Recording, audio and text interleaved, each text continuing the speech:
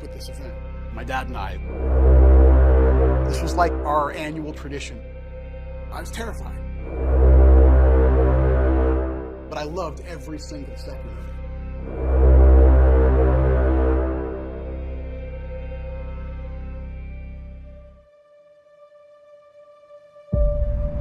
Halloween Horror Nights invites our guests to go through our front gate and be transported into a living horror film. We have the amazing task of recreating films and TV shows that people know and love. But we also get to create characters and environments that people haven't seen before. Being that we're here situated in Hollywood, not only do we get to take advantage of the entire theme park, but the movie studio as well. The Psycho House, the Bates Motel, the plane crash set from War of the Worlds. The most challenging part of Halloween Horror Nights is just the enormousness of this event. It starts small. Creatives around the table, writing ideas down. We'll do characters, we'll do environments. We'll build our mazes in digital form, and we can literally walk through them. All of that will get collected in a treatment, and we will roll that out to all of the teams within entertainment. It's written from a guest POV. It's everything I see, hear, smell in some cases. But it also has a very, very detailed technical breakdown of every single element, from scenic construction, props and dressing, makeup, costumes, special effects, and they all have to work together. A maze is built on cause and effect scenario. We want our guests to feel like they're in control when in fact we have them from the moment they walk into one of these sound stages to the moment that they leave. They're ours. So we're here inside one of the first rooms in our Dead Waters Louisiana Bayou maze. And the facade for this is a sunken riverboat. So the first room, we wanted to keep that illusion going of this maze sinking into the ground. So we built this first room on an angle so that as our guests are walking through, they're off kilter, their equilibrium is messing with them. So they're easy for the scare. Boom, right here, one of our swamp zombies is gonna get them. And as they continue to move forward, they're moving through these curtains, they're encountering all the scenic and decor, and right here, as another one of our swamp zombies comes through.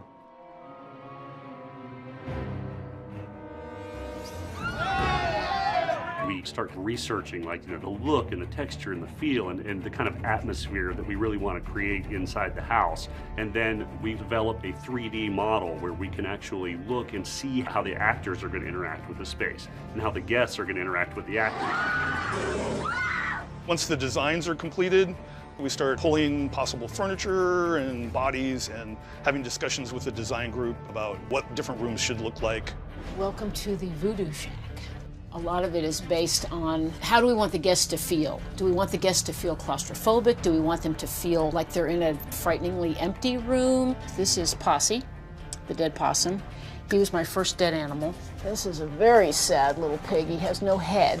There's little doll heads everywhere because doll heads are very creepy. All of that plays into the type of decor that we put in the room. You'll notice we have pieces that hang down. And this is kind of a fun technique that we use. This material, we call it SIF. It stands for stuff in face. And it's just one thing that the guests have to kind of push their way through. It kind of makes them have to engage in their environment a little bit too.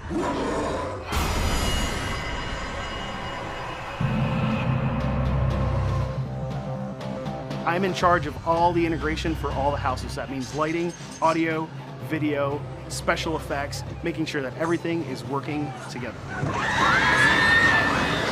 We always try and outdo ourselves from the year before. So coming up with those new creative ideas and then actually being able to pull them off in the time frame we have is always an interesting challenge to have. Happy Halloween. Writing it all down, drafting the entire houses, putting in the special effects, and then on there we'll make notes on how this is going to control that. And after it controls this, it's got to send a command to this over here. Just the way computers are these days, we can tie all the disciplines together so we can make this pretty awesome effects, video, lighting, audio sequence.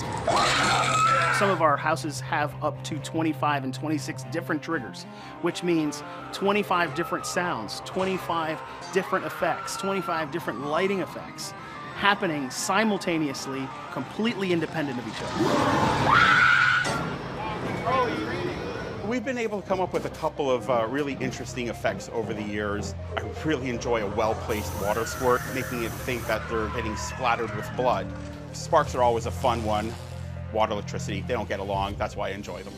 The characters are the lifeblood of this event. We can create amazing houses, we can have amazing decor, amazing lights, sound. Really, the characters are what makes this event come to life. The costumes and makeup for the Halloween Horror Nights is a pretty big element in the presentation of what we do. It looks like you're in the movie when you're going through the mazes. When we do our original projects, there's more of a freedom to create characters that can spring from your imagination. I love the detail in costumes, the textures of the fabric. For me, it's always in the details. For this year's Halloween and every Halloween, we make hundreds of masks. We decide how they're going to be made. He's got barbed wire sticking in her head. Will it be rigid? Will it be soft? Does it have to move? One of our large big boy creatures, they all serve their own purpose. We see hundreds and hundreds of potential characters that come in here, and we try to cast and fill this huge event. What makes a good character is a personality and what they bring to the cast and what they bring to our story that we're trying to tell. We've got an amazing event that has so much content, and guests come back year after year. We take enormous pride in the fact that we actually bring these pieces to life. My favorite part is seeing it all come together, but it is very sad when it's over. But then we get ready for next year. We never stop working on Halloween Horror Nights. It's a never-ending cycle of horror. We're already talking to filmmakers about the properties we might want to bring to life. Hopefully the success of this year will open the doors for us to do some even cooler and bigger things next year.